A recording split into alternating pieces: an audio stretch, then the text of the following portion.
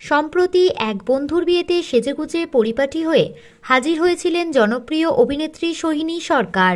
তবে সোহিনীর এই বন্ধুর বিয়েতে একা যাননি তিনি, সঙ্গে গিয়েছিলেন তার বিশেষ বন্ধু শোভন গঙ্গোপাধ্যায়।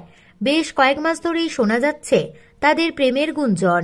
গায়ক বন্ধু শোভনের সঙ্গে নাকি প্রেমের সম্পর্কে জড়িয়েছেন অভিনেত্রী সোহিনী।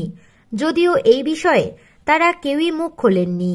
তবে এই বিয়ের অনুষ্ঠানে শোভন যে সোহিনীর সঙ্গে গিয়েছিলেন তা তিনি নিজেই নিজের সোশ্যাল মিডিয়াতে পোস্ট করেছেন। সোহিনীর এই পোস্টে দেখা গিয়েছে তার পাশে কালো পাঞ্জাবিতে বেশ সুন্দর একটি লুক নিয়েছিলেন শোভনও। আর সেই ছবি দেখেই অনেকে মনে করছেন শোভন ও সোহিনীর প্রেমের গুঞ্জনে সিলমোহর দিয়েছেন তিনি।